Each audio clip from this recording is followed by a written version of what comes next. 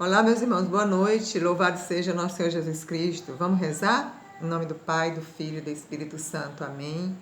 Vinde, ó Espírito Santo, vinde por meio da poderosa intercessão do Imaculado Coração de Maria, vossa amadíssima esposa.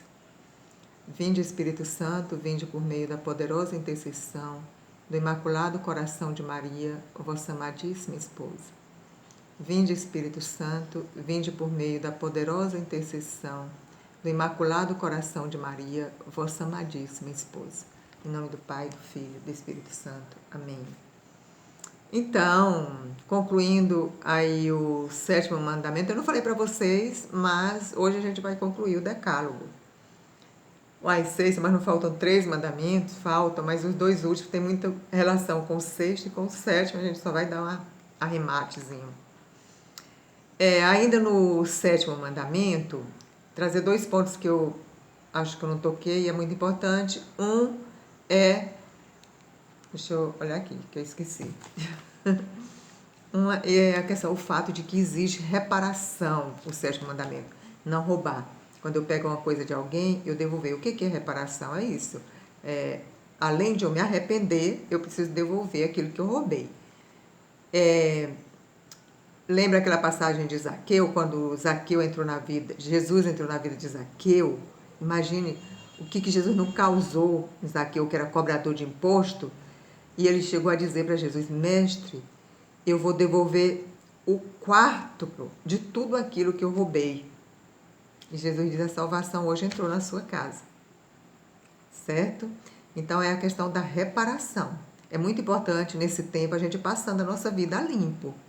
O que eu preciso me reconciliar, o que eu preciso reparar, e já aproveitando esse próximo mandamento, que é não levantar falso testemunho, né, não mentir, precisa também de reparação. Se eu mentir a respeito de alguma coisa, testemunho falso, eu preciso ir lá e reparar. Percebe? Outro ponto que é importante a gente considerar nesse 7º mandamento é a relação do homem com os animais. Quer dizer, aquela vaquinha, né, que está lá no pasto, aquele boi, aquele franguinho, né, aquele peixão lá no rio, aquilo ali Deus criou para alimentar o homem mesmo. Então, você pode comer aquela picanhazinha assada sem remorso, sem culpa, porque foi para isso mesmo que Deus deixou esses animais. Outra coisa com relação aos animais é a questão do relacionamento afetuoso. Hoje as pessoas não querem ter filhos, às vezes contrai sacramento do matrimônio, faz promessa de receber os filhos, e aí não querem ter filho, preferem adotar um cachorro. Isso a gente vê muito hoje. E aí dedica aquele cachorro toda uma atenção, todo um afeto que deveria ser direcionado para uma criança que precisa de adoção, alguma coisa nesse sentido. Mas que o meu relacionamento com o cachorro precisa saber que deve ser diferente do meu relacionamento com o animal, ou com uma pessoa. Entende? Cada coisa no seu lugar. E hoje nós vamos para o 8º mandamento, não levantar falso testemunho. Vamos ver o que diz a palavra de Deus lá em Êxodo 20:16, vai dizer: não apresentará um falso testemunho contra seu próximo. Mas e Jesus? O que é que o Senhor diz cá no Novo Testamento? Você já procurou saber o que o Senhor disse, o que ele falou a respeito da mentira, a respeito da verdade? Vamos ver aqui. Mateus 5,33 vai dizer: ouvistes ainda o que foi dito aos antigos, na antiga aliança, Jesus falando: não jurarás falso, mas cumprirás para com o Senhor os teus juramentos. Não jurarás falso, mas cumprirás o teu juramento. Aí Jesus vem: eu, porém, vos digo, não jurareis de modo algum, nem pelo céu, nem porque é o trono de Deus, nem pela terra, porque é o escabelo de seus pés, nem por Jerusalém, porque é a cidade do grande rei. Nem jurarás pela tua cabeça, porque não podes fazer um cabelo tornar-se branco ou negro. Dizei somente sim, se é sim, não, se é não. Tudo o que passa além disto vem do maligno. Jesus, como sempre, não amacia. Você vê que as palavras de Jesus não têm duplicidade. Ele é reto, ele fala diretamente, ele fala com objetividade, verdadeiro, autêntico. Nesse tempo de relativismo, meus irmãos, e o relativismo é uma grande ofensa à lei natural, porque no relativismo a razão já não tem condições de distinguir o que é certo ou o que é errado, né? Então, nesse tempo de relativismo, onde cada um tem a sua verdade, é importante, é necessário que eu perceba como cristão que existe uma verdade fundamental. Pode haver algumas razões para eu achar isso, pode haver opiniões diferentes, interpretações, pode haver muitas coisas nesse sentido. Mas existe uma verdade fundamental, que nós temos falado muito sobre ela esses dias. Espero que isso esteja assim claro para você. Se não tiver, é muito importante a gente conversar mais um pouquinho a respeito. Certo? E aí Jesus vai dizer também que tudo o que passa disso vem do demônio. Em outra passagem, o Senhor já fala que o demônio é o pai da mentira. E quem mente fala do que lhe é próprio. Como que está o seu relacionamento com a verdade? Porque o que esse mandamento ele vem proteger? Ele vem proteger um grande valor que é a verdade. Como que eu me relaciono com ela? A questão do relativismo com relação ao que falamos. Ah, mas eu falei por falar. Ah, eu falei de brincadeira. Sabe? Ah, eu inventei uma historinha. Isso a gente fala com toda naturalidade. Mas assim, eu digo para vocês, eu amo esse oitavo mandamento. Eu tive uma experiência muito boa com ele. A palavra de Deus vai dizer, João 8,32, conhecereis a verdade e a verdade vos libertará. E eu fiz essa experiência libertadora na minha vida por meio da verdade. Sabe, você amanhecer o dia e dizer assim, hoje eu só vou falar a verdade. Né? E a gente sabe que controlar a língua não é fácil. Existe assim, precisa ter um autodomínio. A palavra mesmo diz, né? Que a pessoa que controla a língua ela é capaz de controlar o corpo todo. É um órgãozinho bem pequeno, mas que é difícil da gente controlar. Então, esse oitavo mandamento, ele tem uma relação muito grande com a prudência, na minha opinião, não é coisa que está no catecismo. Mas eu percebo muito que para que eu comece, foi a minha experiência, que eu comece a falar a verdade, eu preciso falar menos. Eu usei muito jejum. O jejum me ajudou muito. Eu lembro que hoje eu não sinto tanta fome. Naquela época eu tinha tanta fome. Eu me tremia de fome e eu ficava com preguiça de falar, sem coragem para falar. Então me ajudou muito. Eu pensar muito antes de falar. Eu pedi muito para Deus sabedoria. Mas a verdade é que a gente pode ser traído qualquer hora, trair a nós mesmos por conta da nossa fala. Principalmente se o assunto é muito empolgante, de repente você está entrando ali.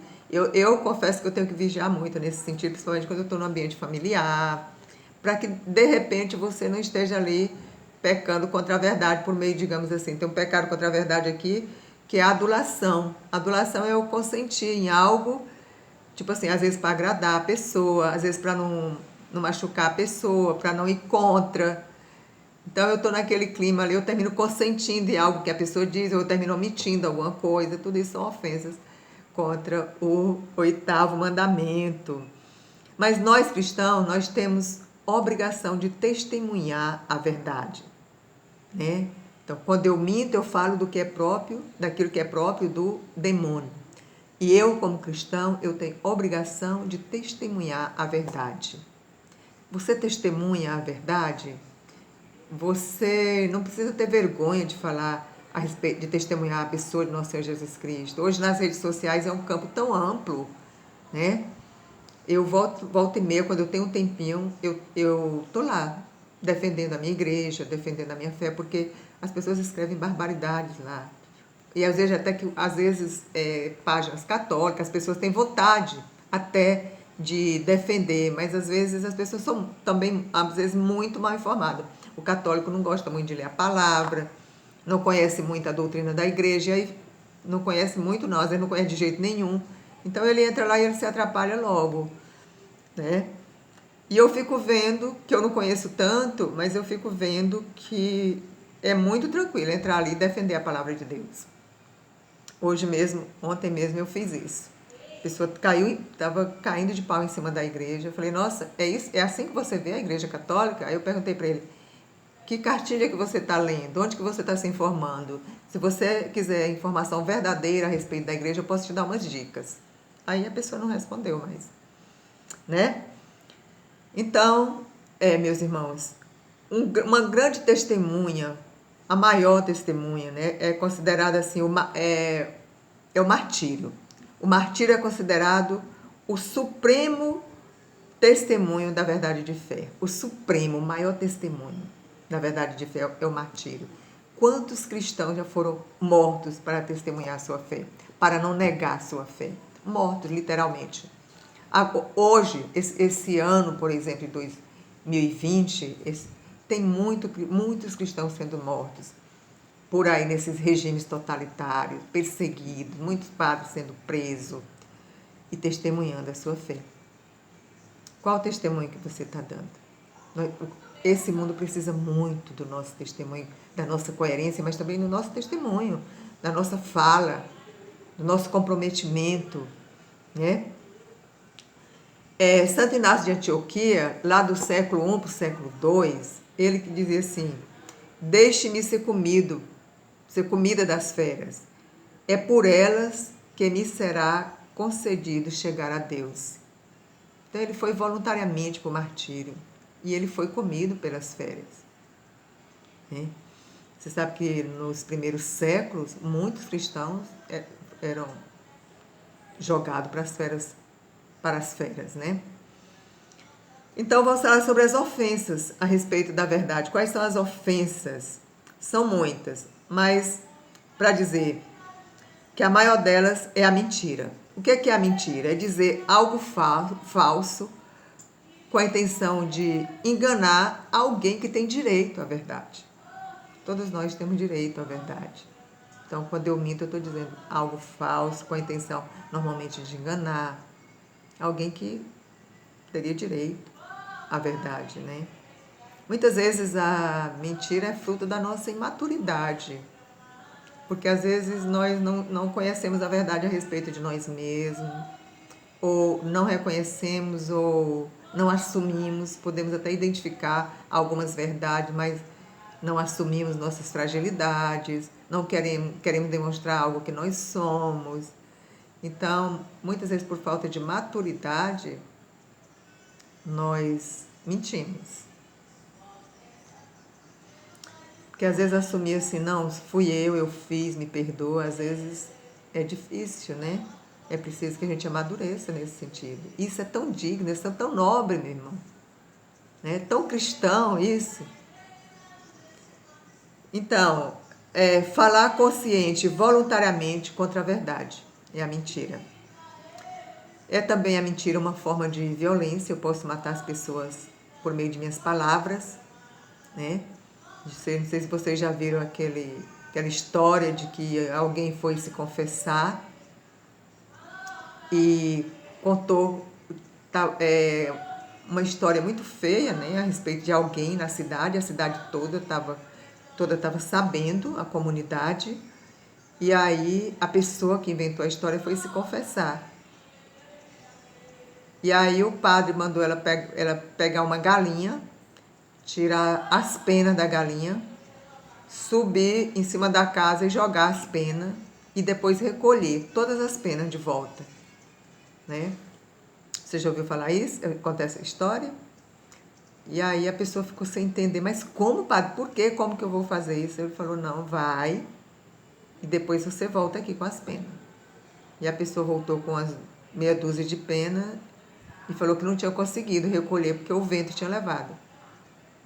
Ele falou, pois foi assim que aconteceu com o seu falso testemunho.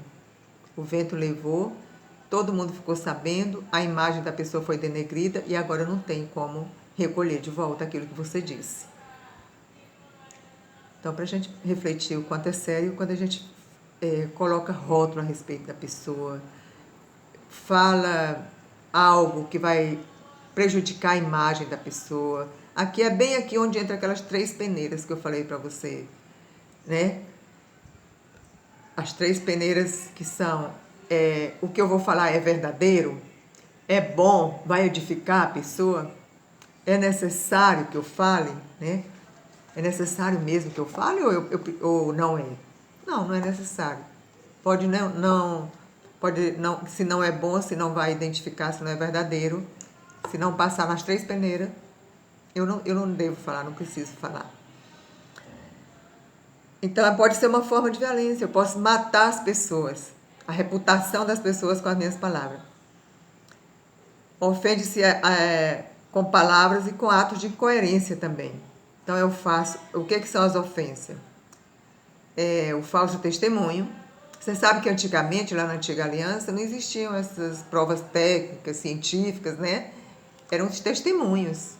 Você sabe também que na Inquisição, que a igreja é tão apunhalada por conta da Inquisição, mas você sabe que se não fosse a presença da igreja, muito mais pessoas teriam morrido, porque com a presença da igreja na Inquisição, com a participação da igreja, o que aconteceu? A igreja lutou muito, foi para conseguir julgamento justo para aquelas pessoas. Elas passaram a ter direito a testemunhas, que elas não tinham. Então, o fato da igreja participar da Inquisição salvou a vida de muitas pessoas. Mas esses professores de história da vida aí, eles não falam. Por isso que eu, hoje com o rapaz nas redes sociais, ontem, eu ia fazer umas perguntas para ele, se ele tivesse continuado a conversa. Então, o falso testemunho, a maledicência, a difamação, são ofensas contra a mentira. Difamação, diminuir a fama, acabar com a fama da pessoa, fazer uma má fama da pessoa. Todo mundo tem direito à boa fama. Na Canção Nova, nosso pai fundador, ele nos orienta assim: vamos pensar bem de todos, querer bem de todos e falar bem de todos. Então já começa lá no pensamento, né? Essa questão hoje de você ouvir os 2 lados da história, é impressionante como nós temos uma capacidade de puxar a brasa para o nosso espeto, né? Outra coisa, a calúnia, né? Fofoca. Olha, a fofoca é terrível. Como parece que é assim, prazeroso fofocar. Mas isso o Espírito Santo vai trabalhando na gente. E aí a gente vai tomando, em vez de prazer, a gente vai fugindo dessas ocasiões, a gente vai passando a odiar a fofoca. A adulação, que eu falei ali atrás, né? Um grande pecado contra a verdade, gente. Porque a adulação é terrível, é por interesse, mas a gente pode adular uma pessoa por vários motivos. Outra coisa é o juízo temerário. Acontece muito, é o julgamento apressado, com base nas impressões. É aquela que falei, acho que até semana passada, né? Quando a pessoa já foi julgado, já foi condenado, já está ali o objeto do crime, é uma coisa. Agora, você vê muito nas redes sociais. Hoje, qualquer pessoa que processa o outro na justiça, a pessoa já está condenando o outro.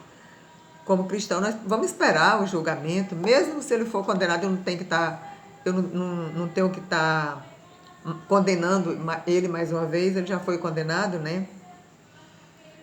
Então, a fala contra a verdade exige reparação. E o que vai regulamentar a mentira? É a justiça. É justo o que eu vou dizer, né? É justo a pessoa saber disso. É justo o que eu estou falando a respeito da pessoa. Vai ajudar a regulamentar, a regular. Isso aqui, outra coisa.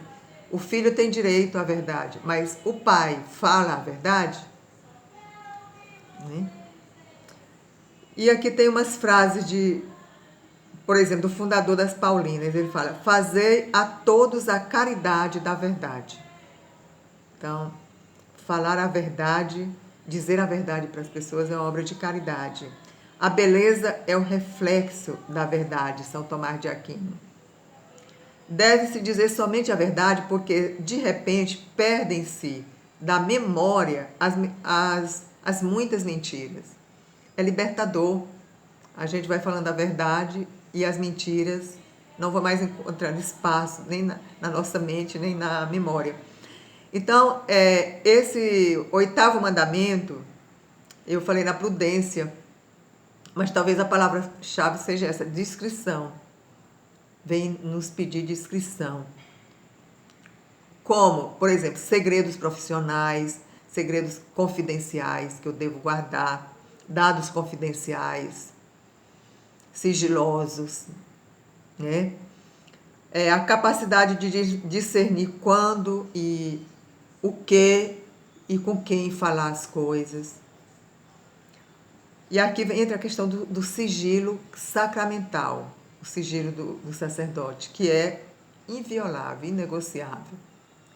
Já aconteceu o padre de serem presos porque precisava da confissão como testemunha e o padre não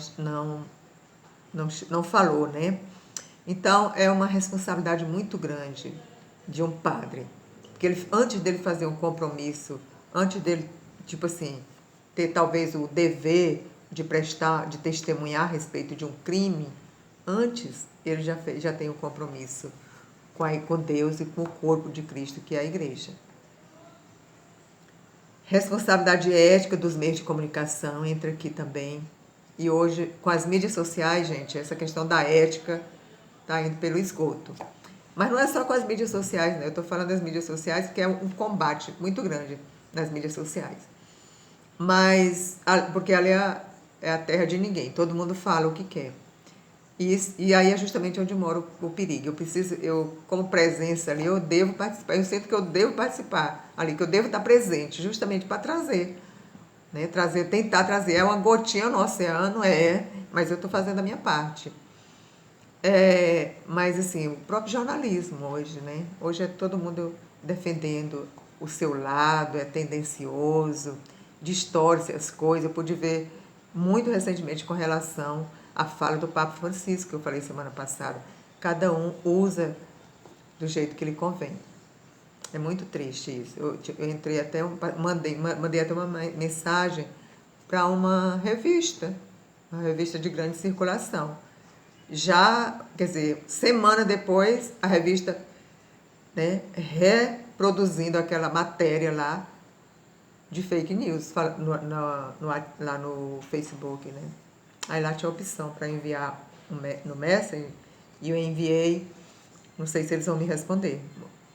Enviei até uma fala do Padre Zezinho, uma matéria lá da página do Padre Zezinho, né? Eu copiei lá, copiei e mandei para eles. Não sei se eles vão responder. Por falar nisso, você curte alguma página católica? Quais as mídias que você participa, que você tem? Tem muitas páginas católicas boas, se você quiser algumas, eu lhe dou as sugestões. Para você manter bem informado, se manter bem informado, e informar corretamente as pessoas. Então, Jesus é a nossa referência. Jesus é o caminho, a verdade e a vida. A gente conclui aqui esse oitavo mandamento, onde vem guardar a verdade, oportunidade para a gente rever o meu falar a partir de dentro da minha casa, retomar, silenciar, jejuar, orar e pensar como que eu estou me comunicando. Que seja para a glória de nosso Senhor Jesus Cristo.